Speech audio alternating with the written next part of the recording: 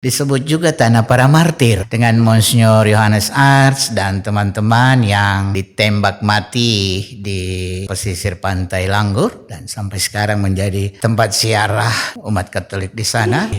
Ya mungkin sampai sekarang ya jujur saja bisa jadi problem kekal ini, masalah pendanaan memang tidak mudah. Jadi kita hanya berharap sampai sekarang ini kita berharap dari salah satu sumber utama, yaitu kita istilahkan uang asrama. Uang asrama dari para siswa seminari ini. Ya. Mesti putar otak bagaimana sedemikian rupa sehingga dalam bulan berjalan itu bisa memenuhi kebutuhan-kebutuhan real, harian, rutin, dan juga pembiayaan pendidikan. Uang asrama per bulan kira-kira berapa yang bisa apalagi untuk membiayai begitu banyak staf, guru, ya? Berarti itu kan harus membagi. Patris ini kita buka-buka dapur ini saja sudah. Ya, tidak apa-apa. Ini kan kita bincang-bincang santai sehingga daripada tahan-tahan dan daripada tahan-tahan lalu mati sendiri, ya sudah tahan malu demi anak-anak kita gereja masa depan ini. Jadi kepala pusing juga. Bersyukur ini ya Tuhan dia punya sekolah ya. Tuhan punya. Jadi selama ini yang penting anak-anak tidak mati lapar begitu. Nah, memang ini pergumulan bukan saja soal pendidikan lain-lain toh, tapi pergumulan moral juga ya. Nah, hanya karena ketidakmampuan untuk membayar, lalu haruskah kita gagalkan anak punya cita-cita ini? Menjadi imam. Tidak mudah loh nilai. Apalagi nanti orang bilang, nah ini persoalan anak-anak ini bukan sekolah biasa, toh, tapi sekolah yang memang secara khusus diarahkan untuk menjadi imam. Di balik hal-hal biasa tersimpan makna yang terdalam. Mari kita simak. Ya, jumpa lagi di Bukan Ngobrol Biasa, BNB ya, BNB. Bahasa sebenarnya BNB, tapi dengan agak tren sedikit BNB, bukan ngobrol biasa. Kalau bukan ngobrol biasa itu ada sebenarnya ngobrol santai-santai saja. Dari lantai 2. Iya, dari lantai 2 ya. Ya, oke. MSC Indonesia. Dan senang sekali kali ini kita kedatangan tamu, seorang imam yang ini seniornya dari saya. Ini sudah senior jauh. Waktu saya baru masuk di seminari tinggi, sudah beliau sudah tingkat terakhir. Dan ini senang sekali saya bisa bertemu lagi pada kesempatan ini ya. Dan ini saya akan memberikan kesempatan untuk nanti senior saya ini memperkenalkan diri tentunya, dan sekarang kira-kira sudah bertugas di mana dan apa yang ingin kita bincang-bincang ya untuk para sahabat, apa yang ingin kita bincang-bincang sejenak di BNB bukan ngobrol biasa. Silakan Pastor. Ya, selamat pagi untuk kita semua, sehat walafiat dan banyak berkat Tuhan. Salve ya. Biasa disapa salve ya. Salam ya. Terima kasih banyak Romo Patris atas kesempatan untuk berjumpa di sini, bercerita di BNB bukan ngobrol biasa. Bukan ngobrol biasa ya. Ini Indonesia tapi ya lidah Inggris sedikit agak sedikit dibuat tarik-tarik sedikit ya. Ya, gaya jensi ini. Oke, saya Romo, biasa disapa Romo Skia, sehari-hari dipanggil Romo Skia, dan sekarang bertugas di Seminari Santo Yudas Tadeus Langgur. Baru kurang lebih 3 tahun ditugaskan uskup di situ setelah pindah dari beberapa tempat di Keuskupan Amboina. Seminari Langgur itu terletak, kasih berikan keterangan sedikit. Seminari Langgur ini dia terletak di Pulau Kei. Nah, Pulau Kei kecil. Nah, kalau mungkin mau dicari di YouTube atau TikTok, Instagram atau media sosial lainnya, ketik saja itu pasir terhalus di muka bumi. Oh iya. Akan Anda temukan itu di Pulau Kei. Nah, pasir panjang atau bahasa sana biasa dipanggil ngurbloat. Nah, seminari Santo Yudas Tadeus dia berada di kota kabupaten Maluku Tenggara, Langur, kota Langur. Nah, ini kota Langur ini juga menjadi boleh bilang cikal bakal dari munculnya tarekat misionaris Hati Kudus berkembang di Indonesia. Ini, ya. Disebut juga tanah para martir. Nah ini dengan Monsignor Johannes Arts dan teman-teman yang ditembak mati di pesisir pantai Langur dan sampai sekarang menjadi tempat ziarah umat Katolik di sana. Dan karena itu umat selalu mengenal tanah ini sebagai tanah para martir. Tanah para martir. Ya, itu karena kisahnya ya. Kisah tanggal 30 Juli. 30 Juli ya. Tahun 1942. Ya.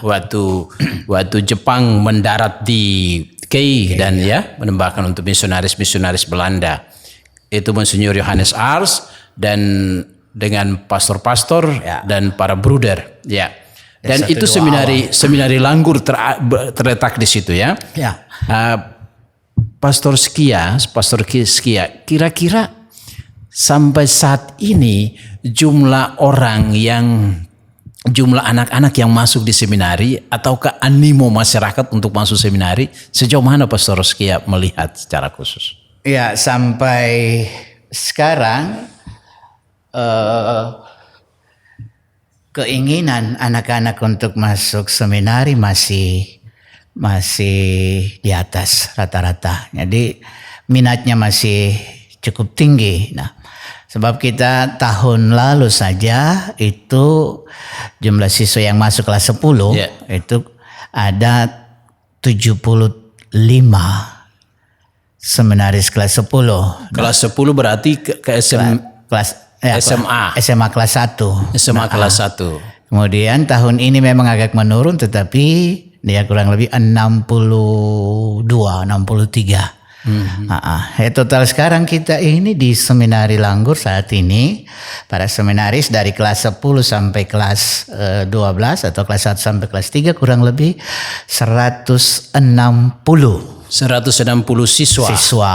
Nah, berasal dari apakah pulau-pulau sekitarnya di Pulau Kei saja ataukah dari Pulau Tanimbar, Pulau Aru? Boleh diceritakan? Ya, dia para seminaris ini berasal dari pelbagai wilayah di Maluku dan Maluku Utara, juga 1-2 dari Papua. Nah, di Keuskupan Namboina yang meliputi 2 provinsi Maluku dan Maluku Utara ada beberapa seminaris SMP seminari, yaitu ada di Somlaki Yohanes Vianney, ada di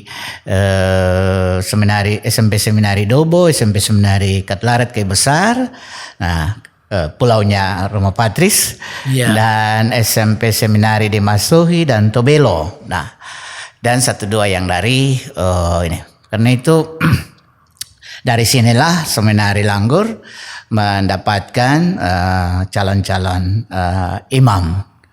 Dan moga-moga tahun-tahun depan itu lebih banyak lagi. Hanya masalahnya kita mesti siapkan infrastruktur dan lain-lain yang memadai supaya baik tempat tidur dan seterusnya ruangan itu. Tapi sekarang ini mereka semangat masih baiklah ada. Berarti yang sekarang ini yang berasal dari berbagai daerah tadi ya, dari Maluku dan Maluku Utara sampai Tobelo sana. Jadi para sahabat itu ada seminari kecil. Seminari kecil itu berarti setingkat SMP. Sedangkan seminari Langur ini setingkat SMA. Ya. Menurut Pastor Skia tadi siswanya 160 orang. 160 orang ini berarti mereka masuk di seminari dan ditemani oleh para pastor, para guru ada di sana. Kira-kira sekarang berapa banyak para pastor dengan guru atau pegawai yang berusaha untuk menemani seminaris yang sebanyak 160-an anak ini. Ya. Jadi kita di seminari Yudas Tadei Selangor biasanya kita kenal staf intern dan staf ekstern. Nah, staf intern ini berarti mereka mendampingi 1 kali 24 jam. Ya. Ini para seminaris. Ekstern berarti guru-guru yang ngajar baik PNS maupun non PNS atau guru honor atau guru pegawai yayasan. Untuk staf intern kita ada 4 imam. Ada 4 imam yang standby di situ. Standby di situ. Saya sendiri, kemudian ada Romo Jekren Rusun MSC, Romo Caken Maya Bubun MSC, dan Romo Robi. Nah ini dan guru, ada guru PNS yang diperbantukan ke seminari untuk sekolah pendidikan. Ada 9 guru PNS. Kemudian untuk yang honorer plus guru yayasan lah, enggak? Guru yayasan. Ya. Itu ada 12. Jadi total ada 21 guru. Nah, 21 guru sudah terhitung dengan pastor-pastor yang standby itu atau di luar dari pastor-pastor. Di luar dari. Itu berarti 25 ya. Tambah dengan sudah kita hitung saja sebagai staf intern, yaitu ada frater pastoral. Frater pastoral. Nah, frater pastoral ini ada yang dari Tarekat Misionaris Hati Kudus MSC, ada diosesan Keuskupan Amboina, dan ada dari Tarekat atau Ordo SPD. SPD dari Flores, ya, bekerja, ya. Provinsi Flores ya, NTT. Ya, sebagai rektor Pastor Skia sebagai rektor sudah tiga tahun di sana. 3 tahun ya. Apakah jumlah staf ini memadai untuk menangani 160 siswa ya di seminari ini? Iya, kalau kita lihat sesungguhnya sebenarnya tidak memadai apalagi staf intern ya. Karena harus ada yang bergerak di pendidikan, ada yang memang di boleh bilang asrama untuk kepribadian apa dan lain-lain. Nah, memang tidak cukup. Nah, jadi misalnya biasa kita bagi satu imam dia tangani satu tingkat angkatan. Misalnya Pastor Bobby sekarang di kelas 12, Pastor Jack di kelas 11 yang 2 kelas. Sedangkan Pastor Caken itu kelas 1 yang 3 kelas. Mungkin sekarang jadi 2 kelas. Itu berarti jumlah staf dan guru pegawai ini tidak memadai sebenarnya ya untuk 160 anak. Dan sejauh mana dengan cara apa sebagai rektor ya berusaha untuk membiayai terutama membiayai para guru yang ada di sini.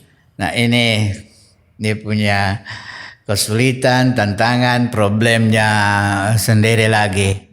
Ya mungkin sampai sekarang ya jujur saja bisa jadi problem kekal ini. Nah masalah pendanaan memang tidak mudah. Tidak mudah untuk. Jadi kita hanya berharap sampai sekarang ini kita berharap dari salah satu sumber utama yaitu uang, kita istilahkan uang asrama.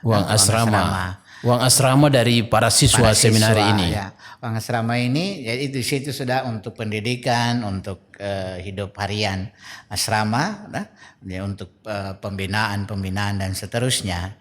Juga sudah masuk di situ ya sarprasnya itu. Ya, kita sarana prasarana. Ya, kita hidup dari itu saja dan mesti putar otak bagaimana sedemikian rupa sehingga dalam bulan berjalan itu bisa memenuhi kebutuhan-kebutuhan real, harian, rutin, dan juga pembiayaan pendidikan. Kira-kira uang asrama per bulan kira-kira berapa yang bisa apalagi untuk membiayai begitu banyak staf, ya, guru, ya? Ini berarti itu kan harus membagi kan uang asrama itu sudah termasuk uang sekolah ataukah ada terpisah uang asrama sendiri, uang sekolah sendiri, atau uang untuk pendidikan? Karena pembinaan kan bukan berarti untuk membayar sekolah, uang sekolah tidak, tetapi pendidikan dan pembinaan. Ya. Ya ini Roma Patris ini kita buka-buka dapur ini saja sudah. Iya, tidak apa-apa. Dapur ya, Ini kan kita bincang-bincang santai sehingga daripada tahan-tahan dan daripada tahan-tahan lalu mati sendiri, ya sudah tahan malu demi anak-anak kita gereja masa depan ini. Iya. 1 bulan itu per anak 700.000. 700.000. Itu sudah untuk uang sekolah. Uang sekolah itu 150.000 per anak. Sedangkan 550 itu untuk asrama, makan, minum, upah, gaji pegawai, karyawan, listrik, air, sarpras, kemudian kebutuhan-kebutuhan rutin lainnya, makan, minum dan seterusnya. Itu 100. Itu dengan jumlah 700.000 tadi dengan pembagian begitu. Pembagian itu. Ya. Itu berarti semuanya sudah dihitung untuk mengcover semuanya, ya. Untuk apalagi ini jumlahnya 160 anak. Jadi kepala pusing juga. Ya. Tapi ya bersyukur ini ya Tuhan dia punya sekolah ya. Tuhan punya. Jadi selama ini yang penting anak-anak tidak mati lapar begitu. Nah, jadi dari misalnya sekarang kalau kita bilang dari 160 anak itu dalam 1 bulan, nah syukur-syukur puji Tuhan ada 20 sampai 25 anak, 30 anak yang melunasi itu kewajibannya, orang tua melunasi 20 sampai 30 anak itu berarti tidak sampai 20%. Betul. Atau nah, dan yang sisanya itu menjadi tunggakan. Bahkan ada yang, nah ini kadang-kadang saya bilang ini sekolah, apa ini panti asuhan.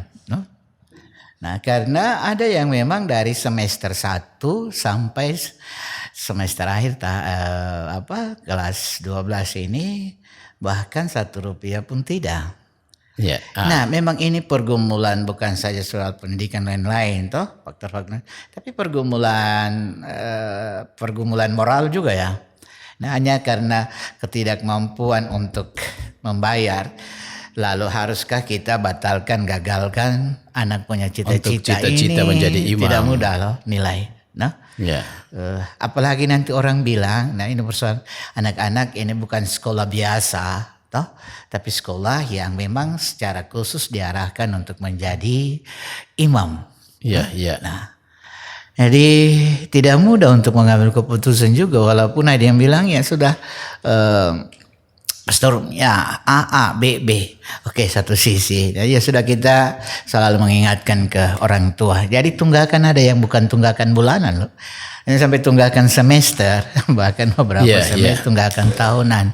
Di tengah kondisi yang demikian ya, yang tadi dikatakan oleh Pastor Skia tadi, apa langkah strategis atau langkah yang ditempuh oleh Pastor Skia sebagai rektor maupun seminari ya sebagai satu kesatuan dan yayasan sebagai satu kesatuan, apakah melibatkan umat-umat dari paroki-paroki atau dari stasi-stasi? Ya, puji Tuhan umat juga masih merasa bahwa ini seminari ini adalah juga milik mereka, dari mereka dan untuk mereka. Karena itu misalnya di wilayah perwakilan Keuskupan Amboina Tual ini kayak kecil dan Kota Tual itu sekarang dibagi per paroki setiap bulan diatur untuk membantu seminari khususnya untuk soal makan minum ini, beras dan berbagai kebutuhan lainnya. Kebutuhan sehubungan dengan itu, beras, sayur atau gula atau kayu bakar. Ya kita masih pakai kayu bakar. Masih pakai kayu bakar ya. Kayu bakar. Nah atau minyak goreng dalam hubungan dengan untuk makan minum. Nah itu dibagi per paroki. per paroki, per setiap minggu. Jadi setiap minggu ada. Setiap bulan. Oh, setiap bulan.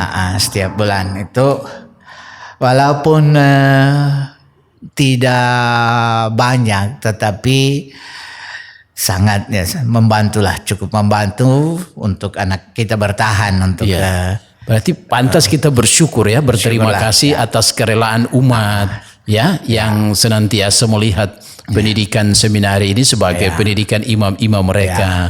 Ya luar biasa, umat yang berada di paroki-paroki di pulau itu hanya di Pulau K atau juga di Tanimbar. Dari Tanimbar mereka kirim juga, di Aru mereka kirim juga. Di Tanimbar, K Besar, Aru atau Dobo atau Seram dan Masohi, Seram, Masohi dan Maluku Utara atau Belo. Nah ini karena ada seminari kecil di sana juga. Seminari kecil. Nah sehingga di sana juga dibagikan tiap bulan atau menurut tiap minggu mungkin. Itu dari paroki, stasi, bahkan pada tingkat rukun atau di sini bilang wilayah rohani lingkungan. Nah, itu mereka membantu khusus dalam hal-hal makan minum ini, mungkin 1-2 soal sarpras dan lain-lain. Nah di sana juga jika ada pekerjaan-pekerjaan yang umum di seminari, ya kalau kita minta bantu umat untuk minta bantu tenaga, ya pasti mereka juga dengan semangat untuk membantu dengan kerelaan dengan untuk datang bantu hati, sehingga hal-hal kebutuhan lain agak tercover lah. Biaya yang harus dikeluarkan untuk misalnya tenaga kerja dalam pengerjaan sesuatu, kita bisa tahan untuk makan minum atau listrik, air, dan sarpras lainnya. Jadi itu pandai-pandai untuk mengelola. Kalau tidak tenggelam di tengah jalan. Ini para sahabat ini satu sharing yang luar biasa bagi saya, mendengarkan bagaimana berjuang Tapi satu-satu saya minta Rumah Patris ke sana biar seminggu lah. Bisa. Siapapun yang boleh datang. Ya Romo Sisko juga, Romo Sisko bisa datang ke sana ya. Ke seminari Santo Yudas Taddeus Langur akan diterima dengan senang hati, dan saya beri kesempatan untuk menikmati. Senang, jatuh bangun, tetapi penuh berahmat, itu pasti. Iya, penuh berahmat. Ya, para sahabat ini ngobrol-ngobrol santai, tetapi juga di dalamnya itu penuh dengan bagaimana kita bisa melihat perjuangan seorang rektor untuk berusaha agar 160 anak di seminari ini bisa kebutuhannya terpenuhi, tetapi juga bisa semuanya untuk guru pegawai, semua proses pendidikannya. Karena tadi saya tangkap satu hal yang sangat luar biasa, ini pekerjaan Tuhan. Dan tadi Skia menyampaikan bahwa ini pekerjaan Tuhan, dan karena ini pekerjaan Tuhan, maka terbuka pada uluran tangan dan kebaikan dari banyak orang. Bagaimana? Apakah ada momen-momen tertentu Pastor Skia mengalami, terutama di mana di saat kesulitan pasti ada jalan? Iya, dan kalau kita bicara dari modal iman, dan ini lebih terasa, walaupun kadang-kadang tanpa disadari. Ya, ketika ada kesusahan di mana pasti ada saja yang ulurkan tangan, di semua bidang, entah itu makan minum, misalnya kita kesulitan untuk siapkan lauk ikan begitu. Nah, Rumah Patris sudah hafal pasti bahwa orang Maluku kalau makan tidak ada daging lain, tidak ada sayur, yang penting ada ikan. Misalnya, ada ikan. Nah, biar entah itu digoreng, dibakar, atau atau 1 ekor dengan kuahnya itu airnya banyak, tidak masalah. Yang penting namanya ikan. Nah, saat kita tidak mampu untuk beli ikan, tiba-tiba ada yang bilang, Romo, ini nanti saya bawa ikan ke sana. Ada 1 ember ini, misalnya dari Bagan, pemilik Bagan di sana. Ya sudah, ini contoh-contoh kecil dari sekian banyak contoh lainnya di mana walaupun tidak terdaftar, tidak diakomodir atau ini tetap diminta, tetapi pasti ada saja yang bawa entah sayur. Nah, jadi pribadi-pribadi ada, keluarga-keluarga ada, sehingga atau juga seperti kebutuhan anak-anak, sabun, rinso, apa dan lain-lain itu. Nah, ada juga kemarin dari Jakarta ada yang telepon, Romo saya mau kirim barang ini sedikit untuk ke seminar. Ya puji Tuhan ada. Iya, iya. Nah, tetapi bahwa ada donatur tetap itu mungkin kita belum punya ya. Donatur tetap yang setiap saat untuk itu ya kita. Sehingga kita bisa memanage bahwa ini sudah ada yang tetap ya. Tapi rupanya ada 1-2 yang membantu siswa tertentu ya, kita bilang orang tua asuh. Orang tua asuh. Nah, kan di sana ini anak-anak dari pelbagai daerah ini yang bukan KEI, yang bukan anak-anak dari Pulau K ini. Nah mereka datang kan ada yang tidak punya keluarga. Nah, lalu anak-anak ini kita kemanakan kalau misalnya mereka ada kesulitan apa, sakit atau siapa untuk hubungi orang tua, atau ada yang bertanggung jawab untuk anak-anak ini, atau waktu libur harian atau mingguan atau Natal atau Paskah. Nah, mereka dikemanakan kan, pulang juga beban biaya. Nah, jauh. Nah, karena itu kita bagi ke kampung-kampung kita dan keluarga-keluarga di sana sangat antusias, dan kadang mereka minta, pastor saya minta anak seminaris 1 tinggal dengan saya di rumah. Nah, dan itu setiap keluarga tahun. yang punya inisiatif datang minta. Luar biasa ya. Nah, ini tradisi dari dulu nih, kebiasaan dari dulu ini. Nah, jadi tanpa anak itu yang cari sendiri, tapi ada keluarga yang datang. Ya, ada keluarga yang datang, atau kita beritahu ke pastor paroki, umumkan saja kita mau kirimkan anak-anak ke seminar di sini nih. Apakah ada keluarga yang bersedia dan mereka mendaftar? Dan itulah cukup membantu mereka anak-anak ini secara pribadi, biar cuma untuk kelengkapan mandi, atau kalau sakit mereka datang tolong bantu lihat. Sangat-sangat membantu dalam hal itu. Nah, hal kecil ini sederhana itu biar bagaimana mengurangi beban yang tadi saya bilang ya, ini seminarin kepunyaan Tuhan. Jadi Tuhan akan pakai siapa saja, cara siapa saja, dan ini dengan berbagai cara ya Tuhan hadir ya. Sederhana, hadir untuk itu. Dan apalagi kalau mau lihat letak geografis ya. Ya. Kalau seminari di Pulau K, lalu ada yang dari Dobo, dari Aru, ada yang dari seperti tempat kelahiran saya dia di Tubelo. Ya, saya kelahiran Tubelo, dan ada yang jauh dari Tubelo sana masukkan anak ke seminari, dan ini jauh sekali untuk menempuh perjalanan mungkin.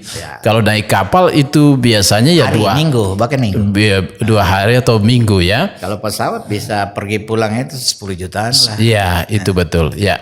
Para sahabat, ini apa yang diungkapkan oleh Pastor Skia tadi ya, mengajak kita untuk melihat bahwa ada kemurahan Tuhan, dengan caranya ada orang yang terlibat, yang mau melibatkan diri dalam pembinaan ya, dalam pembinaan. Karena itu tadi Pastor Skia mengatakan donatur tetap itu bisa dengan satu cara itu donatur tetap. Donatur tetap itu kan orang bisa menyumbang misalnya 1 juta atau 500.000 per bulan ya. Atau orang bisa tadi mengatakan, ada yang datang dan mengatakan bahwa oke, saya mau minta anak seminari untuk menjadi orang tua wali atau begitu. Orang tua wali karena wali lah, orang tua asuh juga sebenarnya di mana-mana juga ada diupayakan orang tua asuh, dan itu berarti memperhatikan juga kebutuhan anak-anak di seminari. Apakah itu kita menghubungi langsung ke rektor, ataukah menghubungi kemana kalau kita mau menjadi orang tua asuh atau orang tua wali untuk satu anak misalnya? Kan anak-anak ini kan ada dari pulau-pulau yang berbeda-beda, jauh sekali dari akses untuk kembali ke rumahnya. Karena itu kita menghubungi kemana? Langsung saja ke rektor. Ke rektor. Iya. Nah, nanti baru rektor kita rapat staf, lalu kita sampaikan umum, nanti bagian yang itu menangani. Misalnya sekarang Pastor Caken untuk asrama, berarti berhubungan langsung dengan anak-anak. Sehingga atau Pastor Bobby yang ekonom, nah dia yang berhubungan dengan semua biaya itu. Tapi biasanya masuk lewat saya dulu, baru lewat rektor, baru kita lihat anak siapa, misalnya pastor saya mau ini beasiswakan anak ini. Nah kita kan perlu kriteria juga. Ya sudah untuk si A. Nah, si A. Masih ada dua keluarga yang ada di sini yang juga secara rutin setiap bulan dia mengirim saja, so nanti baru kasih ke siapa. Untuk memenuhi satu anak punya, nah misalnya 1 semester atau 1 bulan begitu. Ya, berarti kita bisa sampaikan nomor telepon pastor ya di layar ini. Boleh. Juga untuk Anda yang mau terlibat jadi donatur tetap ya, tetap. Entahkah Anda mengirimkan 100.000 rutin atau 200.000 atau 500.000 dan itu kita bersuka cita ya. Ataukah mungkin menghubungi rektor saja lalu sampaikan bahwa saya mau bersedia menjadi orang tua asuh, terutama untuk satu anak. Nanti rektor akan tentukan tentukan dan kirim sehingga proses komunikasi bisa berjalan dengan baik. Ya kita pastikan bahwa tentu kita lihat anak-anak yang kurang mampu lah. Ya terutama anak-anak yang kurang mampu. Dan mungkin punya ini sedikit kehidupan baik. Memang kita punya anak-anak ini datang dari latar belakang ekonomi yang bukan orang high class. Bahkan middle class juga hampir tidak. Ya sudah kita bilang kelas tertinggi sudah, kelas sosial tertinggi sudah. Guru, pegawai PNS. Tetapi berapa persen? Nah, kalau misalnya saya bilang saya 160 anak, maka kurang lebih 20% anak-anak guru. 20% anak-anak guru untuk itu. Yang lain itu petani. Nah, petani sana kan beda dengan petani sini. Ya petani sana kan kalau di sini atau di tempat lain hasil tani itu sangat ekonomis ya. Nah, yang bisa kemana siapa menerima beras misalnya padi bisa kirim ke sana. Nah kita sana petani makanan tanah sana sehari-hari. Memang Pastor Skia ada satu kajian tentang di daerah pesisir menyebutkan bahwa akibat dari perubahan iklim yang berubah, maka nelayan itu dia sulit untuk mendeteksi lagi bagaimana dia pergi untuk mencari ikan karena hari-hari tertentu. Dulu kan ada musim-musim tertentu dia sudah tahu ini musim teduh, ini musim ombak. Tapi sekarang sudah sulit untuk benar. Hal yang sama juga terjadi dengan berkaitan dengan pertanian, apalagi kebanyakan adalah petani ladang, petani ladang. Maka itu berdampak pada biaya untuk pendidikan dan lain sebagainya. Dan itu yang dialami oleh masyarakat yang ada di daerah-daerah pesisir, daerah-daerah pulau. Nah, apa langkah konkret yang ditempuh selain tadi Pastor Skia mengatakan bahwa ini kan pekerjaan Tuhan, jadi mengharapkan kemurahan hati. Tetapi apakah ada langkah konkret juga berkomunikasi dengan orang tua yang misalnya dalam arti tertentu yang masih ada upaya-upaya untuk membiayai anak-anak di seminari ini? Tadi apa yang Romo Patris bilang itu benar. Nah, keadaan ekonomi tidak baik-baik saja, tingkat pusat saja tidak sedang baik-baik saja, apalagi di daerah, apalagi pedesaan sana. Nah, tadi saya bilang bahwa apakah hasil mereka itu sangat ekonomis untuk mereka punya hidup selanjutnya atau tidak. Nah, memang kita sudah harus berpikir ke depan. Kita tidak bisa hidup saja dari donasi-donasi demikian. Atau mesti ada kegiatan produktif. Usaha-usaha produktif untuk kecil-kecilan seperti untuk memenuhi kebutuhan sayur atau kebutuhan lauk pauk pada umumnya. Dan ini ada beberapa langkah, tetapi walaupun belum definitif atau belum apa istilahnya sudah dilaksanakan dalam arti tentu untuk mengatasi kondisi ini. Kita minta 1-2 umat ada yang punya lahan, lalu sudah kita boleh bilang bukan sewa tapi kerelaan saja, dan kita misalnya tanam sayur di situ, kita cari bibit sayur, kita tanam nanti mereka juga minta untuk tanam, sudah hasilnya dibagi, sudah untuk sedikit untuk mereka dan sedikit untuk kita. Nah kemarin saya coba beli untuk misalnya ikan, saya beli jaring gitu, supaya sesekali bisa menjaring, ikut menjaring di laut, ikut di laut ya, untuk memenuhi itu. Nah untuk keadaan di KI mungkin saya rasa untuk ke depan usaha-usaha produktif yang kecil-kecil dan sederhana untuk memenuhi itu, satu memang bidang pertanian ini. Nah, pertanian ya, entah untuk sayur, tomat, rica dan lain-lain.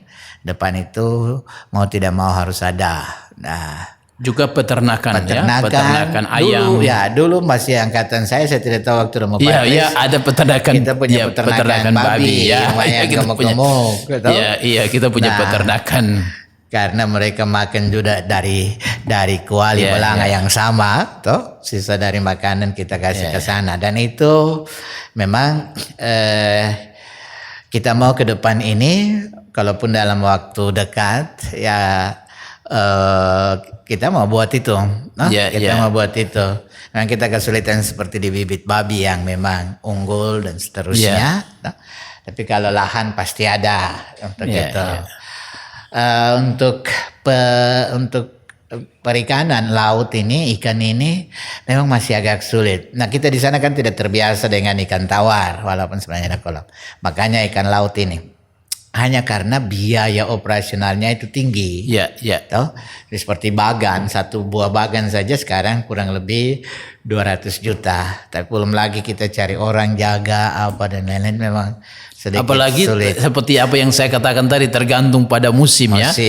Ini sekarang lagi perubahan musim yang, atau misalnya untuk anggur laut itu orang kayak bilang lat, atau orang Tanimbar bilang preko, atau apa istilah umum rumput laut, tapi biasa dikenal dengan nama anggur laut ya itu. Nah itu juga, tetapi memang butuh pengolahan yang cukup detail.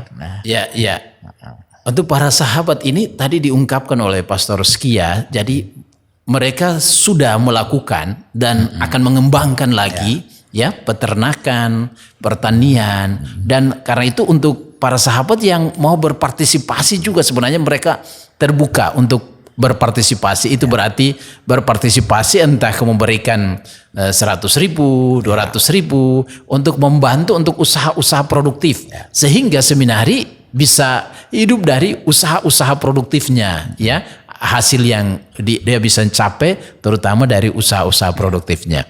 Ini Pastor Skia, ini menarik sekali tadi Pastor Skia mengungkapkan tentang ini memang pekerjaan Tuhan, dan pekerjaan Tuhan ini kita berjuang untuk mengelola dan kita berjuang juga untuk terbuka.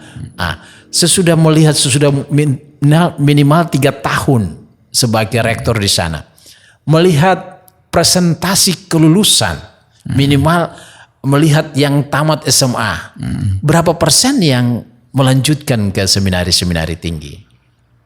Ya, sampai sekarang itu yang sampai kelas 12 ya.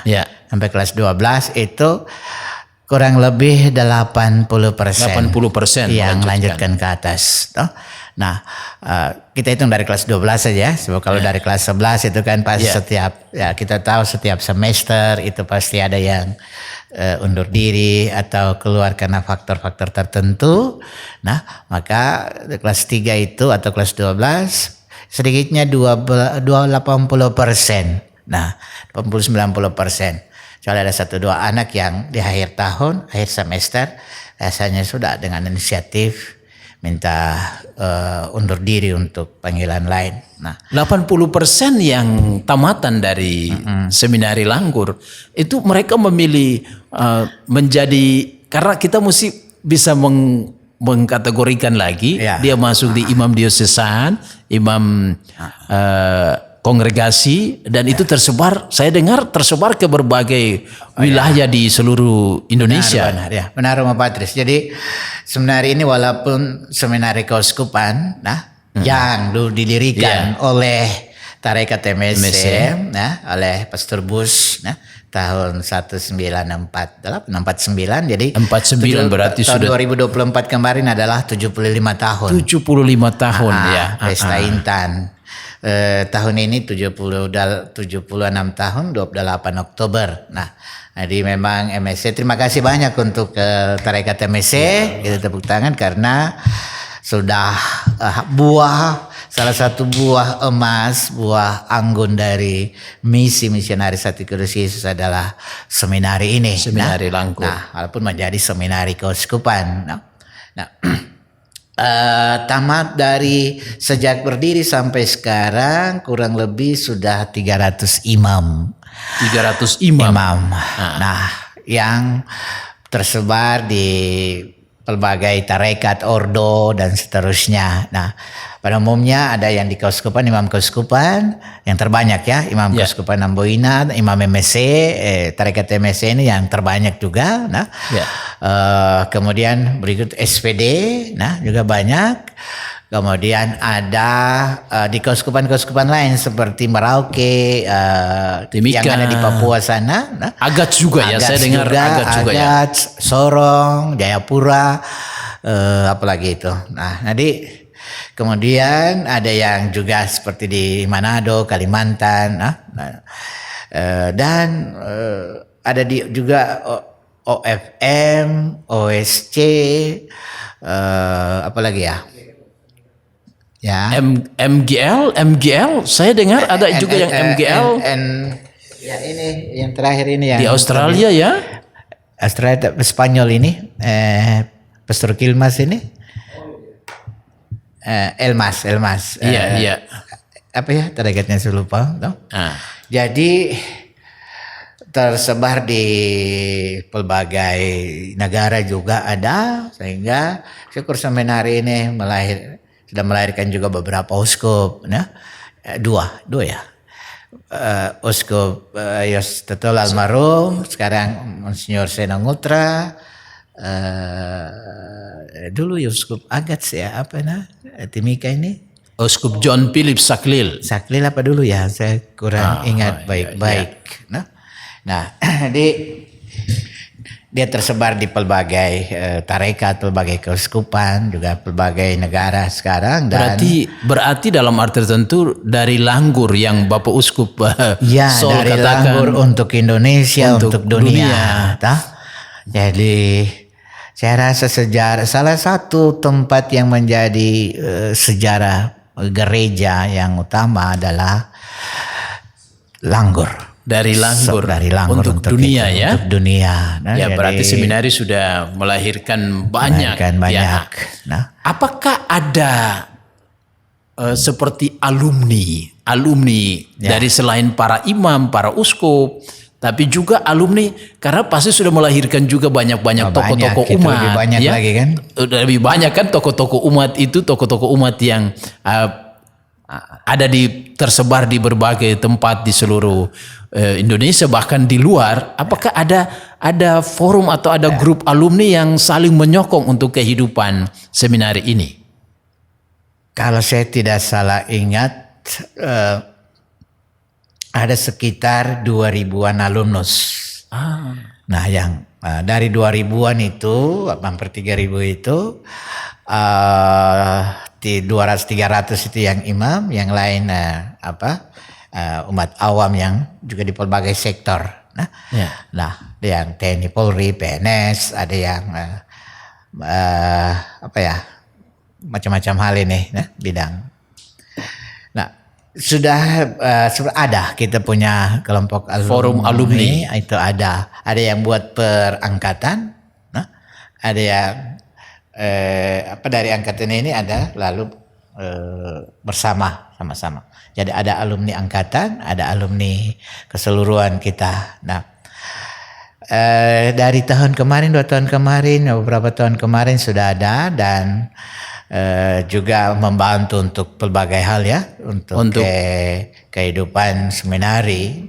Nah, walaupun ada kekurangan sana sini, mungkin lebih lagi konsolidasi ulang, atau kita rencana juga untuk pembaruan itu badan pengurusnya.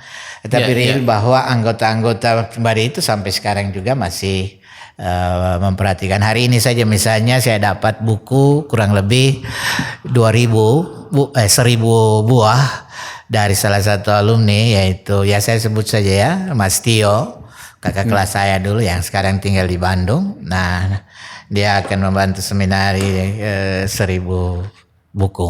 Nah, Ya, luar biasa luar kita ucap biasa terima gitu kasih kan. terhadap Mas Tio, alumni ini makasih ya, banyak. Mas Tio ya. Nah, tapi ada pribadi-pribadi yang setiap hari bahkan datang di seminari untuk sekedar entah jaga keamanan, sekedar untuk ya sudah lihat-lihat ini dan membantu hal-hal yang bisa mereka bantu.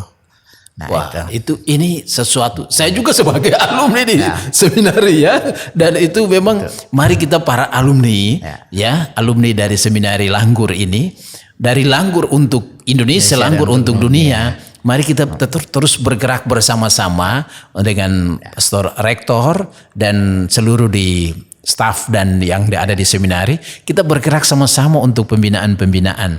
Tentu saja sebagai itu ya, tadi kita katakan ya, kita kembali lagi bisa sebagai ya untuk donatur tetap. Yang kedua itu bisa sebagai orang tua asuh ya, orang tua asuh atau orang tua wali ya, yang kita bisa membantu untuk kebutuhan-kebutuhan. Itu bisa semua bisa kontak di rektor seminari ya, Pastor Skia Nsombe.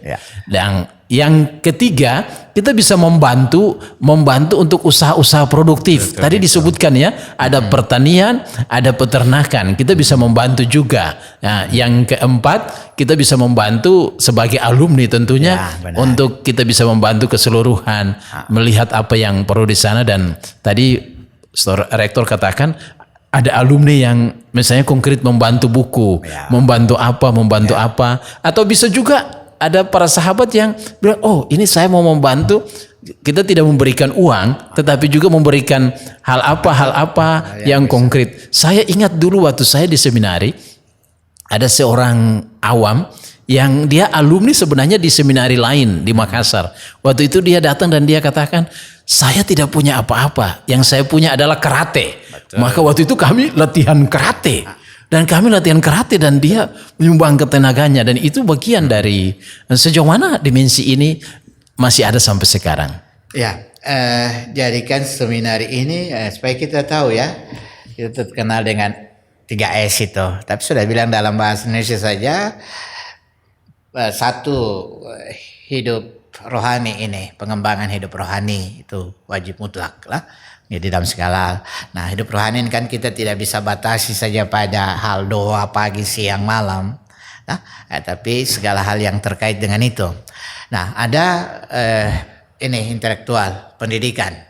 Dan ini kan juga prioritas utama. Nah, dan menyangkut ini kan kebutuhan-kebutuhan ini baik tadi bilang sumber daya manusia, kemudian sarpras termasuk istilah pendukung-pendukung buku, komputer. Nah, kemarin juga syukur Pastor Alutamnge atau donatur lewat Pastor Alutamnge lewat Pastor Jovi, nah Rp1-2 untuk kami di sana, baik untuk komputer maupun untuk buku. Atau juga bisa alat jadi pendidikan, tapi juga keseimbangan dengan itu. Untuk pembentukan karakter, maka kita bukan saja dunia otak, tapi keterampilan dan lain-lain, sehingga seperti musik apa dan lain-lain. Nah, sekarang saya nanti dari sini langsung ke Manado untuk ketemu pastor. Di sana cari guru untuk mereka punya musik klasik ini. Musik klasik. Hari Singko. Nah, untuk orkestra ini. Nah, ini kan butuh orang yang punya keahlian dan lain-lain untuk siap itu. Kelengkapan 1-2 sudah ada, mungkin tinggal penyempurnaan saja. Jadi orang dalam dunia ini bisa bantu lewat buku, bisa bantu lewat alat musik, marching band kan ini. Nah, sekarang kemarin kita drum band. Kita naik satu tahap jadi marching band. Jadi di Maluku sana hanya ada satu marching band, yaitu Seminari Udastarius Langgur. Wah, luar biasa berarti. Luar biasa. Terima kasih juga untuk para donatur yang telah menyumbangkan itu, juga alat-alat musik yang ada pada kesempatan ini. Terima kasih untuk itu. Ada yang membantu lewat Bapak Uskup Senongutra untuk alat-alat musiknya, alat-alat membandnya, banyak hal. Bahkan ada yang sumbang pakaian. Nah saya ini kadang-kadang malu juga, saya tidak pernah, ya bukan tidak pernah lah, saya harus bawa itu sekian pakaian dalam dari 100 anak itu, bayangkannya ya sudah mau jadi rektor kalau mau gengsi kan bisa, tapi ya sudah luar biasa perjuangannya. Nah jadi kadang-kadang kita punya anak-anak ini juga datang dari keluarga yang sederhana itu, sehingga kadang-kadang satu baju mereka bisa pakai 1 semester 2 semester kan. Nah jadi baju gereja, dan syukur ada yang membantu lihat Bapak Uskup. Nah jadi dan juga seperti kebutuhan harian anak untuk alat-alat mandi, nah sarana-sarana mandi. Itu bisa juga lewat itu. Kemudian di kehidupan asrama itu sendiri, nah ini menyangkut rumah, ya sudah sebelum kita bicara sarpras itu kan agak besar ya. Nah tapi hal-hal kecil ini yang berjalan ini tentu kita juga butuh. Nah seperti ada yang mau nyumbang, pastor saya mau nyumbang 1 tempat tidur. Sekarang kita kekurangan tempat tidur. Nah, kemarin saya bilang sama Romo Patris, terima kasih ya Romo Patris sama Romo Romo Sisko juga menyumbang ya. Untuk bantu saya tidur. 10 tempat tidur. Nah, saya khawatir nanti semester baru kalau 40 sampai 50 lewat semester baru, tahun ajaran yang baru 40 sampai 50. Jangankan 60, 50 saya sudah setengah mati untuk cari tambah lagi itu. Misalnya kelas. Sekarang ada tuh meja kecil ruang kelas itu 3 anak, nah tidak layak kan? Satu ruangan kelas. Tidak, satu meja belajar, toh? Anak yang seharusnya satu meja satu anak, satu meja satu bangku. Nah, sekarang satu meja itu 3 anak. 3 anak. Jadi akhirnya kan menggunakan itu sempit ya sempit sekali. Ya sudah modal nekat dan modal iman.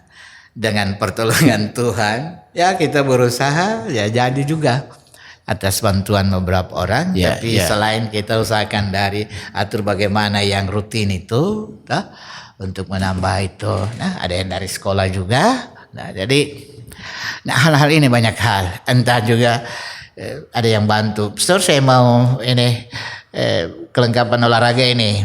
Nah bisa. Tapi ini laki-laki semua nih. Ini bukan perempuan ini, toh laki-laki semua, jadi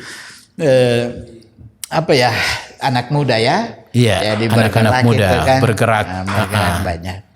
Nah, jadi hal-hal kecil ini bisa siapa saja bisa menghubungi nanti. Sudah lewat Romo Patris, bisa nanti kita hubungi dia disertakan juga di nomor telepon dan rekening di sini itu. Jangan kirim langsung ke saya ya. Ya para sahabat, ini bukan hanya sekedar ngobrol biasa, tetapi ini kita tentu saja meyakini bahwa ini perjuangan. Saya kembali lagi yang dikatakan oleh Pastor Skia tadi, ini pekerjaan Tuhan dan hanya berusaha untuk menemani. Ini panggilan anak-anak dari berbagai pulau di Maluku. Dan bahkan disebutkan tadi dari Papua juga datang. Dan dari situlah mereka berusaha menanggapi panggilan. Sehingga para staf pembina, rektor dengan pembina, dia berjuang untuk menemani.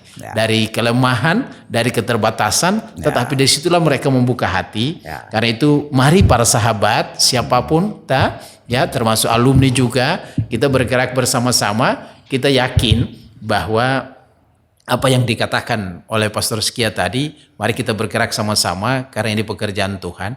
Mungkin barangkali Pastor Skia bisa menutup, bisa mendoakan, kita mengucapkan terima kasih pada donatur-donatur yang sudah membantu selama ini, entahkah lewat staf, lewat Pak Rektor, juga lewat Monsinyur Monsinyur Senongutra, yang semua yang sudah membantu. Bisa Pastor Skia mengucapkan terima kasih dan bisa kita tutup dengan doa, mendoakan mereka sedikit, mendoakan semua yang sudah membantu. Oke, boleh. Nah, seminari ini tidak bisa berjalan terus jika tanpa atau dari dulu. Nah, salah satu tonggak utama, pendorong, penyemangat utama adalah para donatur. Baik yang tidak tetap maupun yang tetap, seperti Gotaus saya lupa tadi, Gotaus yang khusus untuk perubahan gizi anak-anak seminaris. Nah, biasanya setiap 3 bulan atau 1 tahun setengah 1 semester ya mereka bantu itu. Nah, tapi juga para donatur baik yang kelihatan artinya yang kita kenal maupun yang anonim yang tidak kita kenal, karena banyak misalnya lewat ada yang koordinator saja sedangkan yang pemberi ini donatur yang sesungguhnya kan kita tidak tahu. Nah, mereka juga tidak mau disebutkan nama. Jadi saya ucap banyak-banyak terima kasih untuk semua itu, baik lewat yang tadi bilang komisi seminari, lewat Gotaus maupun lewat Bapak Uskup, baik dulu Monsinyur Mandagi maupun sekarang Bapak Uskup Senongutra, juga melalui Romo Anton Kaule, para pastor yang lain, Pastor Alo Tamnge. Nah, terima kasih banyak yang membantu seminari lewat Pastor Alo Tamnge, juga yang membantu seminari lewat Pastor Jovi Rahail. Mohon maaf kalau saya lupa beberapa Romo. Dan saya bilang saja lewat Misionaris Hati Kudus Yesus untuk seminari ini. Nah, walaupun itu milik keuskupan tapi MSC ya, saya sudah bilang itu, dan Anda MSC juga punya perhatian yang luar biasa untuk seminari ini, baik tenaga maupun lain-lainnya. Juga para orang tua asuh atau yang memberi beasiswa walaupun anonim dan kirim saya begitu untuk 1 semester 1 bulan ya. Saya ucap banyak-banyak terima kasih dan selalu ada dalam doa-doa kami, baik dalam misa setiap pagi hari di seminari, selalu setiap minggu itu ada doa misa khusus untuk para donatur. Karena itu selain saya mengundang siapa saja, seminari ini milik bersama. Tuhan punya untuk kita semua, dari umat untuk umat. Jangan juga takut kirim anak Anda untuk bersekolah di sana, tapi juga mari dengan hati yang tulus tetap seminari ini mengharapkan entah doa, semangat, spirit dari umat awam, kita semua keluarga-keluarga, tapi juga yang berkelebihan, berkerelaan, Tuhan juga bisa pakai Anda untuk melihat seminari ini ke depan. Nah, itu saja. Bisa kita tutup dengan doa, doa singkat kita doakan mereka ya. Mari Silakan Pastor Skia. Mari kita berdoa. Dalam nama Bapa dan Putra dan Roh Kudus. Amin. Tuhan bersamamu dan bersama rohmu. Pertolongan kita dari Tuhan yang menjadikan langit dan bumi. Marilah berdoa. Allah Bapa yang Maha Baik, limpah terima kasih atas kebaikan-Mu yang Engkau nyatakan dalam pelbagai cara, pelbagai kesempatan, dan pelbagai peristiwa hidup kami. Teristimewa yang terbesar, agung, mulia, dan satu-satunya yang darinya mengalir banyak rahmat anugerah kami terima, yakni datangnya Putra-Mu Tuhan kami Yesus Kristus dunia, Imam Agung kami, dan Ia memanggil kami semua untuk hidup sebagai satu keluarga. Ini rahmat imamat tetap diturun-temurun dalam gereja-Mu, dipelihara dan secara istimewa di dalam pendidikan, pembinaan para calon imam untuk melayani sakramen-sakramen dan umat-Mu ini. Teristimewa melalui seminari-seminari dimanapun berada di Indonesia ini, khususnya Seminari Santo Yudas Tadius Langgur yang melalui pelayanan misi dari Misionaris Hati Kudus Yesus MSC, Engkau mendirikan Seminari Santo Yudas Tadius Langgur. Terima kasih, dan ini telah menjadi dapur dari keuskupan, tetapi dari gereja-Mu, jantung gereja-Mu, karena dari sinilah Engkau menyiapkan imam-imam masa depan, imam-imam untuk gereja-Mu. Terima kasih karena melalui banyak orang pula telah menolong seminari ini selama 75 tahun dan 76 bahkan nanti ke depan. Kami percaya bahwa Engkau akan menggerakkan banyak orang untuk selalu menolong, karena gereja mau tetap akan hidup, Engkau tetap hadir di tengah-tengah kami. Itu kami berdoa secara istimewa untuk para donatur, bagi mereka yang telah berpulang. Bapa yang Maha Baik, setelah Engkau menerima mereka semua dalam sukacita abadi, dan bagi para donatur yang masih hidup, keluarga-keluarga mereka, segala usaha mereka, jatuh bangun mereka, Engkau jadikan berkat-Mu melimpah bagi mereka, tapi juga bagi banyak orang, bagi mereka-mereka yang harus ditolong, dan khususnya untuk seminari-seminari, lebih khusus lagi para donatur Seminari Santo Yudas Tadius Langgur. Bunda Suci Santa Perawan Maria, Bunda para calon dan para imam, Bunda Gereja, Bunda Penolong, kami mohon pula doa-doamu bagi para donatur di hadapan putramu. Anugerah-anugerah Kau mohonkan, lebih-lebih Roh Kudus sendiri putramu anugerahkan bagi mereka, melindungi mereka dari segala macam mara bahaya, maut dan penyakit, dan memperoleh kekuatan untuk membangun, mengembangkan usaha-usaha mereka, khusus sebagai tanda iman mereka akan Tuhan, tetapi juga untuk pelayanan gereja dan kehidupan mereka pribadi. Doa ini kami sampaikan kepadamu Bapa dengan pengantaran Kristus Tuhan kami. Amin. Amin. Tuhan bersamamu Dan bersama rohmu. kita semua teristimewa pada seminari di mana saja, para donatur di mana saja, dilindungi, dibimbing, diberkati Allah yang Maha Kuasa, Bapa dan Putra dan Roh Kudus. Amin. Oke, para sahabat ya, di ngobrol bukan ngobrol biasa, dan itulah yang mengantar kita untuk di balik cerita ini kita meyakini di sanalah kekuatan iman, di sanalah penyelenggaraan ilahi, di sanalah keterbukaan hati kita untuk kita bersama-sama bergerak bersama untuk pekerjaan-pekerjaan Tuhan. Terima kasih atas kebersamaan ya. Sampai jumpa di episode berikutnya. Para sahabat, ternyata hal-hal biasa itu punya makna untuk saya dan untuk Anda. Saya pastikan Anda juga punya.